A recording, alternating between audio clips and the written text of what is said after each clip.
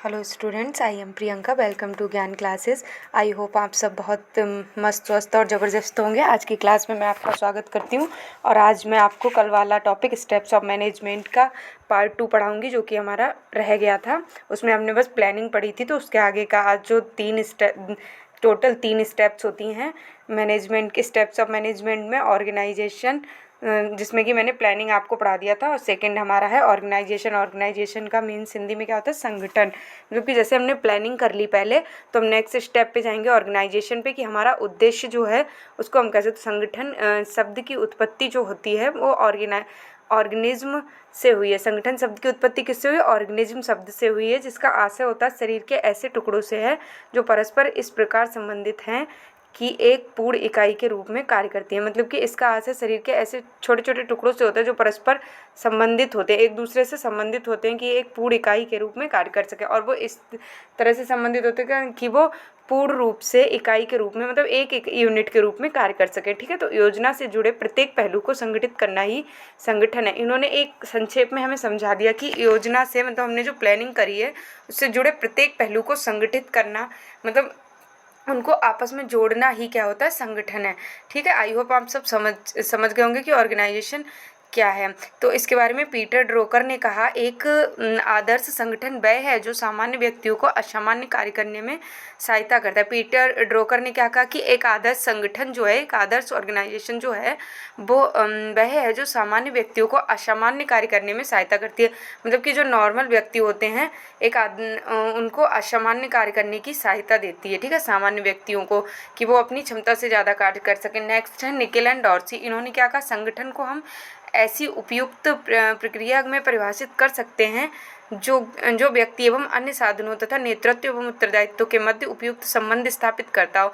Nickel एवं Dorsey ने कहा कि संगठन को हम ऐसी उपयुक्त प्रक्रिया के रूप में परिभाषित कर सकते हैं जो कि व्यक्ति एवं अन्य साधनों के नेतृत्व उत्तरदायित्व के मध्य उपयुक्त संबंध स्थापित कर सके। जो कि उनके उत्तरदायित्व हैं, साधन हैं, व्यक्ति के नेतृत्व है, उनके मध्य उपयुक्त संबंध स्थापित कर सके। इन्होंने, निकेल डॉर्सी ने ये कहा। तो हम 2 स्टेप्स अपनी पढ़ चुके हैं। मतलब पहली हमने कल ही पढ़ी थी प्लानिंग। ठीक है, जैसे जैसे हम प्लानिंग में हमें कैसे, कब, क्या, किसको क्या करना है, वो सब प्लानिंग में होता है। फिर ऑर्गेनाइजेशन में क्या होता है? हमारा ऑर्गेनाइजेशन में एक संगठन होता है, कि हम उसको कैसे, योजना में जुड़े प्रत्येक पहलू को कैसे संगठित करेंगे, हम कैसे कार्य को अपने आगे मतलब संगठित करेंगे, तो ये हमारा ऑर्गेनाइजेशन हो गया। नेक्स्ट हमारी थर्ड स्टेप है हमारी नियंत्रण, कंट्रोलिंग। कि मतलब हमने प्लानिंग कर ली, ऑर्गेनाइजेशन कर लिया, अपना एक संगठन बना लिया, तो उस चीज़ पे हम नियंत्रण कैसे करेंगे? क्योंकि हमें नियंत्रण करना भी बहुत ज़रूरी है। जैसे अब हम किसी काम को लगातार करते जा रहे हैं, अगर हम उस पर नियंत्रण नहीं करेंगे, उसको जांचेंगे नहीं कि कैसे इस पर नियंत्रण करना है, तो हमारा काम बिगड़ जाएगा, है ना। तो इसमें क्या है? नियंत्रण का कार्य होता है कि सदस्यों के कार्यों का माप द्वारा ठीक करके संपादन किया जाए। इसका नियंत्रण का कार्य होता है कि सदस्यों के कार्यों का, मतलब कि सदस्यों ने जो कार्य किया है उसके माप द्वारा ठीक करके संपादन किया जाए। उस कार्य को मापा जाए कि वो लोग काम जो कर रहे हैं वो ठीक कर रहे हैं कि नहीं, ताकि ये सुनिश्चित हो सके कि उद्देश्यों तक उसे प्राप्त करने के लिए जो योजना बनाई है वही सही ढंग से क्रियान्वयन हो सकेगी, यानी हमें उसका उचित माप कर लेना चाहिए। और संपादन के कार्यों का, कि जो योजना हमने बनाई है, जो प्लानिंग हमने करी, ऑर्गेनाइजेशन हमने करा, उस पर हम कंट्रोलिंग कर पा रहे हैं, या हमारी क्रियान्वयन आगे सही से योजना चलेगी कि नहीं। ठीक है, नियंत्रण वह क्रिया है जो योजना को क्रियान्वित करती है और संगठन को गति प्रदान करती है।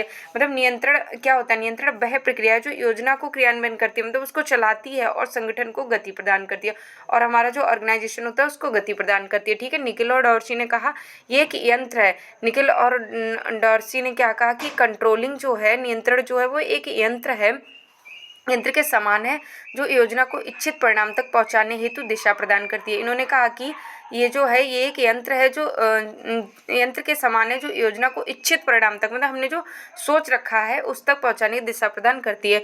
हेनरी फ्यूल जो है, हेनरी फ्यूल ने कहा नियंत्रण से आशय ये जांच करने से है कि क्या प्रत्येक कार्य स्वीकृत योजनाओं, दिए गए निर्देशों तथा निर्धारित नियमों के अनुसार हो रहा है या नहीं।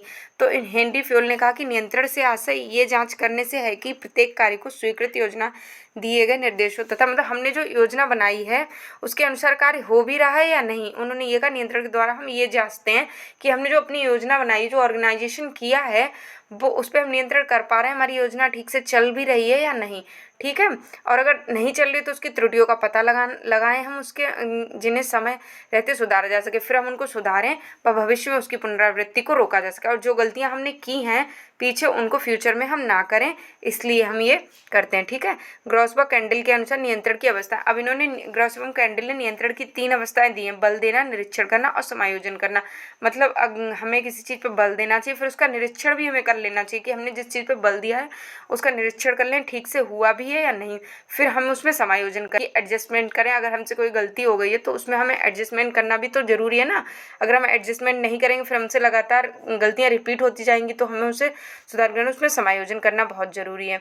ठीक है, नेक्स्ट फिर हमारी लास्ट और अंतिम चरण होता है मूल्यांकन, इवैल्यूएशन। जब व्यवस्थापन प्रक्रिया का अंतिम ये जो होता है ये व्यवस्थापन प्रक्रिया का मतलब अंतिम चरण होता है, जो प्रक्रियाओं को पुनः प्रारंभिक चरण अर्थात योजना की ओर ले जाता है। और जो कि अंतिम चरण है जो प्रक्रियाओं को पुनः प्रारंभिक चरण अर्थात योजना की ओर ले जाता है, इसकी सहायता से हमें योजना के आधार पर कार्य करने में कहाँ तक सफलता प्राप्त हुई है तथा कार्य विधिवत किया गया है अथवा दोषपूर्ण ढंग से संपन्न हुआ है, इसकी जानकारी प्राप्त होती है। और हमें ये जानकारी प्राप्त होती है कि हमने जो कार्य किया है वो दोषपूर्ण ढंग से संपन्न हुआ है, या उसकी जानकारी पूरी हमें मिल जाती है कि हमारा कार्य सफलता से हुआ है या दोषपूर्ण ढंग से हुआ है, तो उसकी पूरी जानकारी हमें मूल्यांकन में मिल जाती है। और मूल्यांकन करना हमें बहुत ज़रूरी था, मतलब हमने कोई काम किया तो उसका हमें मूल्यांकन भी करते रहना चाहिए कि अगर हमने मूल्यांकन ही नहीं किया तो हमें पता क्या चलेगा कि हमने जो काम किया उसका सही रिजल्ट हमें मिल भी पा रहा है कि नहीं। ठीक है, फिर मूल्यांकन के द्वारा प्राप्त जानकारी, मूल्यांकन के द्वारा हमें कौन कौन सी जानकारी प्राप्त होती है, योजनाओं को सफलता मिली या नहीं। मतलब हम जब मूल्यांकन करते हैं तो हम देख लेते हैं कि हमने जो प्लानिंग बनाई थी उसको सफलता मिली भी है कि नहीं। हम ऐसे ही लगातार काम करते जा रहे हैं, उसको सफलता मिल भी रही है या नहीं, तो हमें बीच बीच में उसको जांचते रहना चाहिए, मूल्यांकन करते रहना चाहिए। नेक्स्ट है योजनाओं को प्रभावित करने वाले कारक कौन से हैं। फिर अगर हमारी योजना में अगर हमने इवैल्यूएशन किया, फिर हमने देखा हमारी योजना को कोई प्रभावित कर रहा है, तो उसे कौन सा कारक प्रभावित कर रहा है उस पर हमें ध्यान देना चाहिए।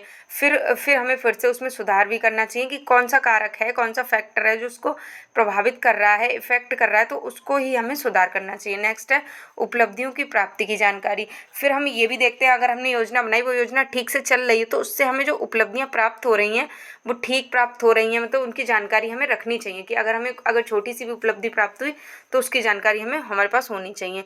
नेक्स्ट है भविष्य में योजना हेतु आधार प्रस्तुत करना। फिर भविष्य में योजना हेतु आधार हमें प्रस्तुत करना चाहिए कि हम भविष्य के लिए कैसे उसमें मतलब उसका आधार प्रस्तुत करेंगे। नेक्स्ट है नई सूझ प्राप्त करना।